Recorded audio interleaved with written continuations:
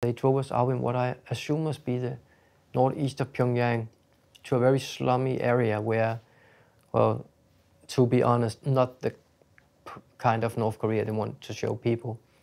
But in my opinion, it is a real North Korea then. And they asked us to go down in a basement in one of these old houses which were about to collapse. I was like waiting for the sound of a gun having, you know, loading it, and then, well, lights out.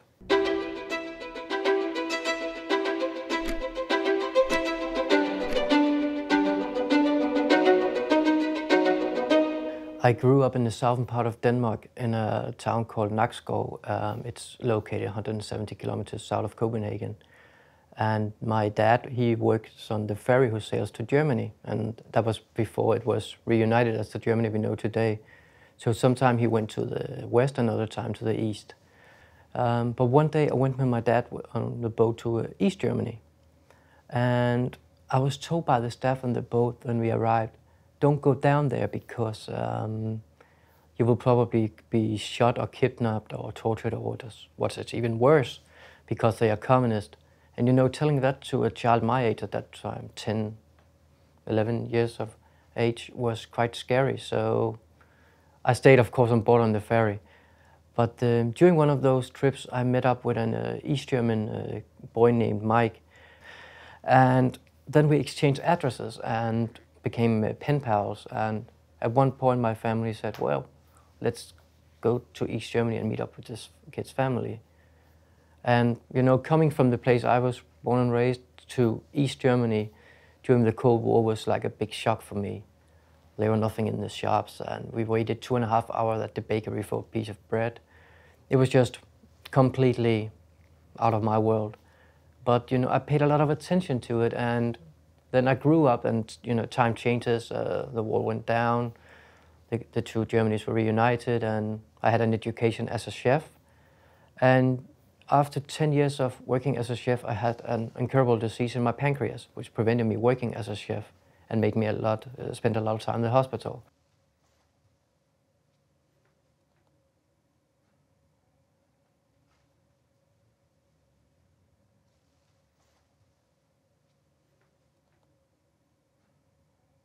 I found it interesting enough to reach out to Mads Brügger, and never expected Mads to reach back, but he did, and well, so to speak, the rest is now history. To be honest, my idea was not even close to what we ended out to be. I had this naive thought that I could film those people walking around North Korea in well, like Monty Python in North Korea kind of style, because they are funny people with funny statements, and I'm a big fan of Monty Python, and I saw some similarities with those people. The chairman could easily be John Cleese or something. But, you know, that was actually my whole idea. And the thing was, how can I actually going to film these people? And now we're back in 2011, and I went to a meeting telling them, hey, you know this media called YouTube? And the member of the association is all plus 60 years, so they was just looking at each other like, no, what is it? So I explained what YouTube is, and that I could film some small propaganda videos telling the real story about North Korea.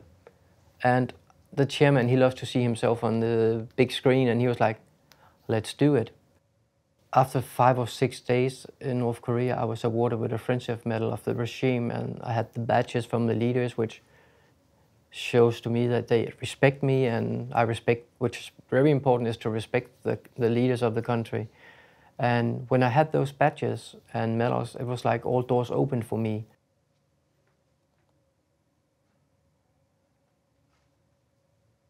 This is a jacket from my North Korean suit, which I had tailor-made back in 2017 in Pyongyang. This is the badges of the leader, which it shows the leaders who are dead now, Kim Il-sung and Kim Jong-il. You only give to people who the regime trust. And wearing this around in Pyongyang or in North Korea, it just shows the population that you are accepted, you are friendly to the country, you will practically die for the nation to defend it about the evil capitalism. At one point I met Alejandro Caudevenos. He ended up telling me that if I could find somebody who wants to invest money in North Korea And at that point, he's talked about 50,000 euros to 1 million euros. We could maybe do something. So literally, he wanted me to find an investor. So for 3 years, I walked around in all meetings in Europe in KFA, you know, hosting a speech or, you know, just loving North Korea and all the... I think I went to probably 6 or 7 countries for 3 years, participating in meetings who was arranged by the KFA. And Alejandro gets more and more pushy to me, like, have you found an investor? And I was like, you know, if I came up with one the first day, it would look quite suspicious. So to speak, the day before we didn't have an investor, and I have arranged a meeting in Oslo with Alejandro and an investor. And we just came up with Mr. James, which is, his real name is Jim. And Jim is a former criminal in Denmark. He spent 8 years in prison for selling cocaine to the jet set people in Copenhagen. He knew the criminal game. He wasn't just a random person. It was actually a person who knew about drugs and weapons from his past. So, and now he was representing this rich family in, I think it was Norway. We told him they were located. So we just went to Oslo, me and Mr. James, met up in the airport, had a breakfast, spent 20 minutes to find out a cover story, which we never used. And luckily enough, Alejandro, he was in love with Mr. James, or at least the deep pocket of Mr. James for the regime. And just being there for 5 minutes with Alejandro and Mr. James, Alejandro, he just said what he could present from North Korea, what Mr. James was able to buy. And we were like, when the meeting was over, it's like, if this is true, it's, well, we just got something that North Korea is doing sanction busting, or at least trying to. But also kept in mind that maybe Alejandro just trying to fool us and just to reach out the money of Mr. James. Well, what happened then next is that I'm actually was told by, we had a security man behind the mall, and he decided that if this needs to go further on, I need some training somehow, how to act as an undercover agent. And so I went to the US and spent a little week with a former CIA agent in field training with how to do and what not to do. And actually on the flight home to Copenhagen from Washington, I got aware of that Alejandro was arrested in Spain for arms trafficking. So it was not just some story Alejandro came up with. And from then on, the Spanish government withdrawn Alejandro's passport, and he was not able to leave Spain. And that put me in a whole new position, because Alejandro has been working on bringing me and Mr. James to North Korea to meet up with the right people, as he says. And suddenly I was Alejandro. I was a man with the power from KFA to bring in Mr. James to North Korea. Well, arriving in North Korea with Mr. James, I was just walking out of the flight and down to the border patrol, and there was this officer opened my bag and saw my camera, and he was like, I need to speak with a higher ranking officer. And I was like, oh shit. But then Mr. Kang, which was my contact person in North Korea, he was like, hey, Ulrich, don't you have your badges and medals with you? I was like, yeah, of course. And so I have a badge and a medal from the regime. And I just literally opened my jacket and showed to that officer. And he was like, I'm so sorry, and really put all the things down my back and closed it and gave it to me, and bowing for me. He was very sorry that he interrupted me and like he did something wrong. I was like, oh, it's his job, so don't be sad. But he was like, wow, this foreign person is really somebody here in North Korea. So I literally walked through with my cameras and everything out in a waiting Mercedes-Benz and drove to the hotel. We spent 2 days actually just walking around, talking, and they were showing a lot of things which was nothing that Alejandro promised us we would talk with the North Koreans about. So I took Mr. Kang aside and said, hey, in 96 hours, I will be in a flight with Mr. James back to Denmark, and we haven't been shown anything of what Alejandro told Mr. James. So you're probably losing an investor here if you don't speed it up. And well, next morning, we were asked to be ready a bit faster than normal. And we went down in our car, and they drove us out in what I assume must be the northeast of Pyongyang, to a very slummy area where, well, to be honest, down the road were running faces and urine from the house blocks. It was not the kind of North Korea they want to show people. But in my opinion, it is a real North Korea then. And they asked us to go down in a basement in one of these old houses which were about to collapse. And I was literally expecting that my time on Earth ran out, because I was like waiting for the sound of a gun having, you know, loading it, and then, well, lights out. But the door was like this thick and was covered in black leather, and it was really scary. But started opening it, there was some like fireworks or something, lights inside, and I was really, you know, trying to keep calm. And I could see at Jim that, okay, this is probably not a good way to end up our lives here, but because nobody wants to hear from us again or found out what happened to our bodies. But then we walked in this room with a karaoke machine running and a big round table with, I think they could be 8 seats or something, and a lot of food and beers and sodas and wine, everything. And then we were told that the president from the state-owned weapons factory, Norea Trading, will attend in the meeting, and so would the president of the medical industry as well. And they just showed up in this room, and thinking back now, they want us to go down there because it was a place where they felt secure and nobody would hear what you were talking about, and nothing could, you know, nothing came in or out. And sitting there, they just took out like a pizza menu, a card with all the weapon systems and how to use them, the prices, the quantity, the time to deliver, and, you know, practically the whole weapon system of North Korea besides the nuclear weapon systems.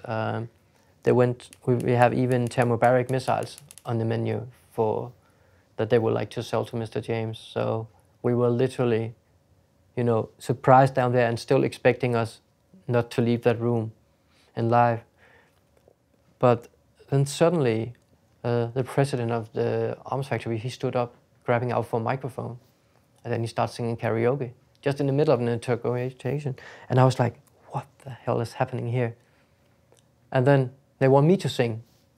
And I'm a bad singer, no doubt about it. But the North Korean culture is like it says in South Korea, that if you're asked to sing a song, it's very unpolite, it's just don't want to do it. But I don't know if they thought I looked like her, but they put on Celine Dion, My Heart Will Go On from Titanic. So I literally sang two lines and asked them to stop the music and say, hey, I'm spoiling a very, very beautiful song. So what I did not to lose my face was actually I started to sing a children's song, which I sang for my children while they were very small, and doing some of the funny things you do among the song. And that made the North Koreans so happy, and they hugged me and kissed me because, as they said, we could feel it comes from your heart. It comes from your heart, which means you love your children and our leader. And that's the most important thing in North Korea. Always love the leader, otherwise you're screwed.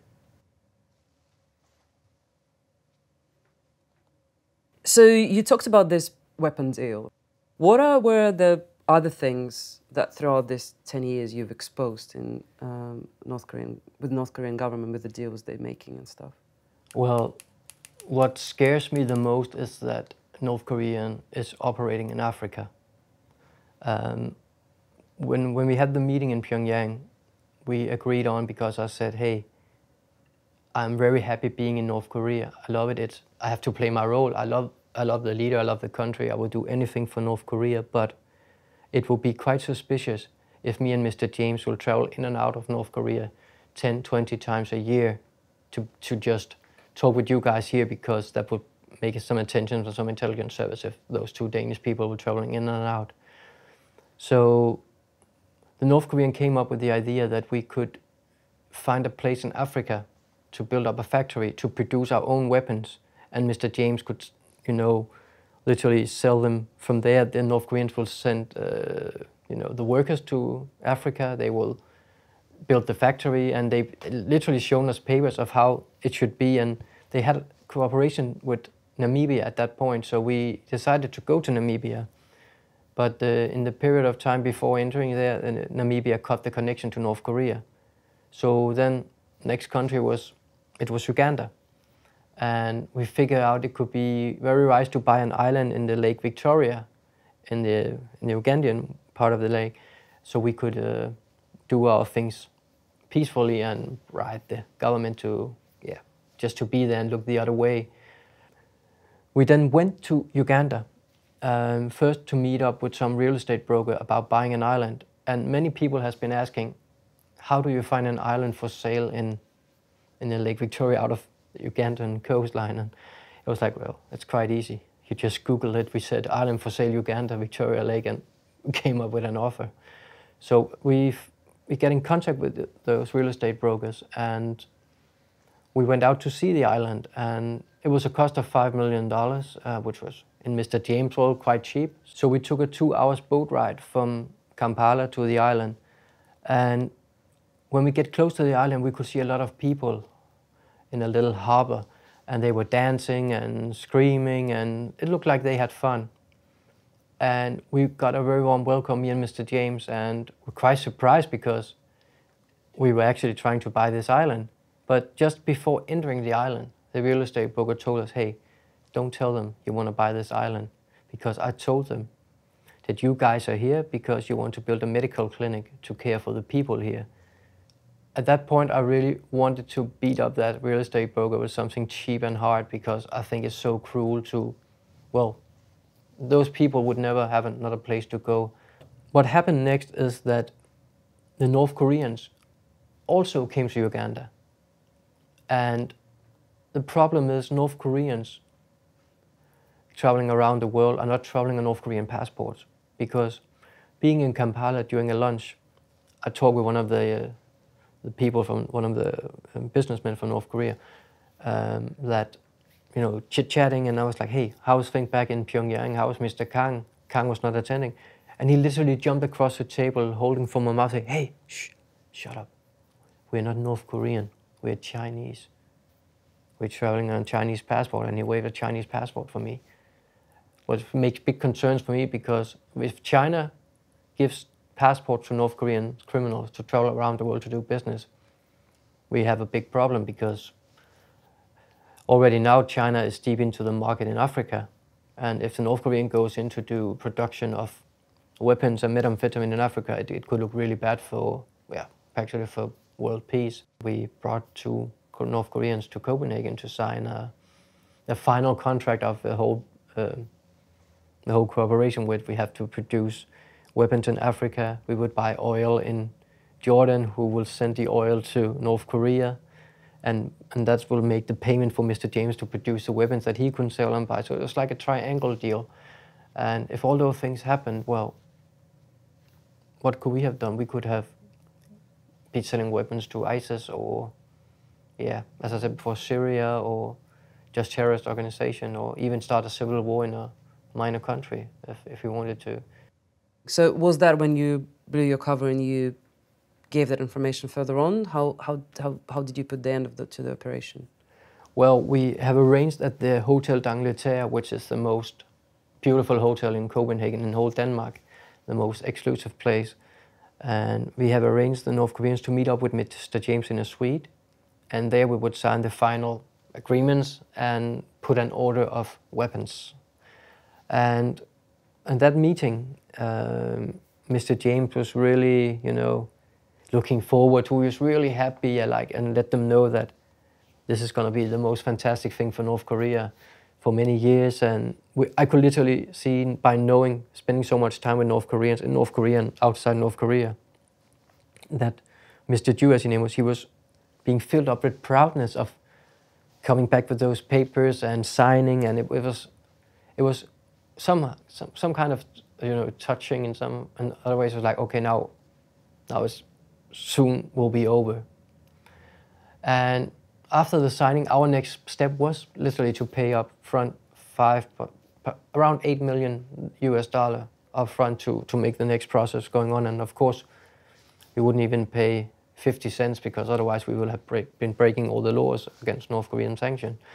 So what happened was that Mr. James, he disappeared. I spent a whole year trying to figure out what happened to Mr. James, which I knew that what happened, but I was, really playing a role play with great acting skills.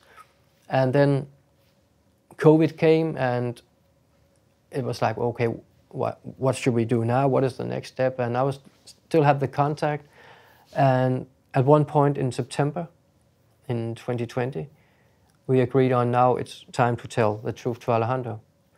So I did ask Alejandro if he wanted to be a part of a storytelling about North Korea, because I was going to a school to tell the kids about North Korea, and some of the kids found out there's this fantastic Mr. Alejandro Caudabin as the president of KFA, and they would really much if he could be on a Zoom connection to answer some questions. And Alejandro, he likes to be seen and heard, and he was like, oh, I'm ready to this, I'm ready. We then went to a hotel, and I was having a chit-chat with him before, say, hey, I'll be ready in 10 minutes, the student has to go in their seats, and then I will go online with you just to tell you a few things on how many questions and blah, blah, blah. And what I first got aware of very late in this project was that back in 2006, when Mads Brügger did research for the Red Chapel, he went to North Korea, and he used Alejandro as his man to bring him into North Korea. And because of the Red Chapel, Alejandro hates Mads Brügger. And suddenly now I will be sitting next to the man that Alejandro hates the most, maybe, and now the one he trusts the most, me, has been working with this guy for 10 years next to me. So I was really scared of, when I was telling my story for him, that he will literally hang up, because it was so important for me to have Mads sitting next to me so Alejandro could see us together. And I think it took me 20 seconds to tell Alejandro that I've been a mole for 10 years, then that everything is just, it's a documentary, and that he has to meet this person. And I think, looking back now, Alejandro thought I was like doing a prank on him or something, because he literally trusted me so much that I met his parents and family. And Mads just say, hey Alejandro, we meet again, nice to see you.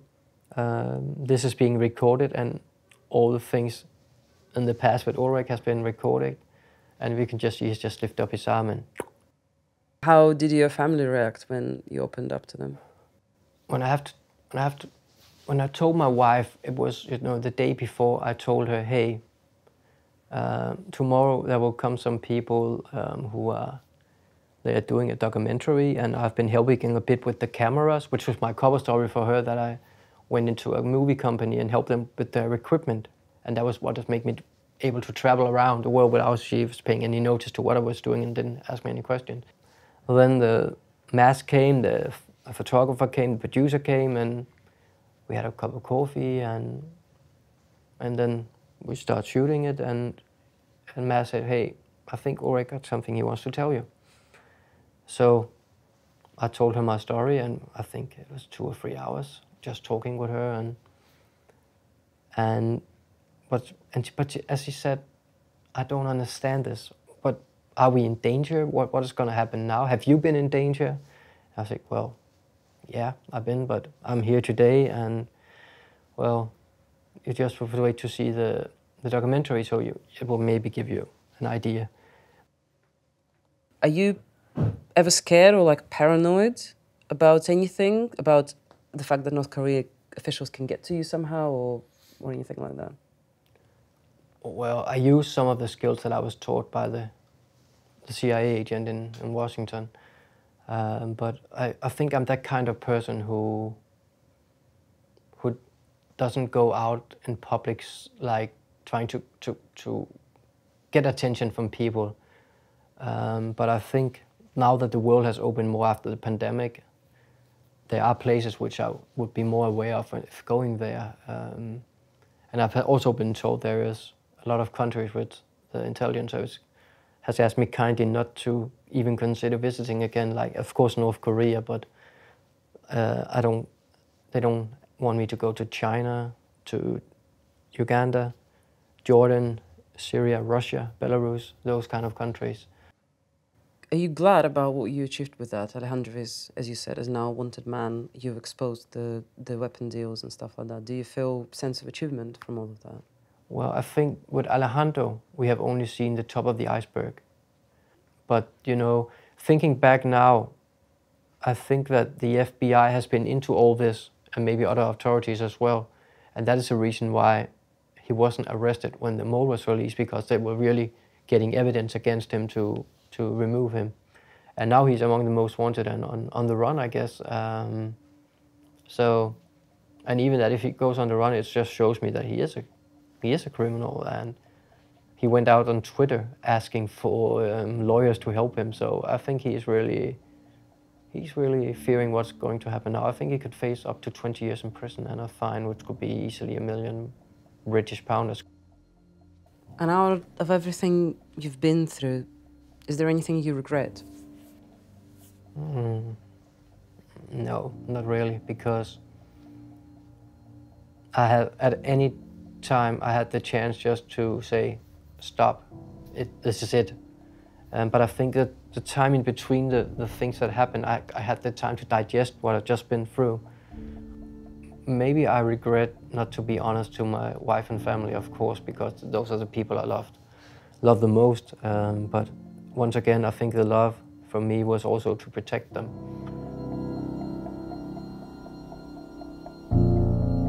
And they arrested me in front of my 5-year-old child.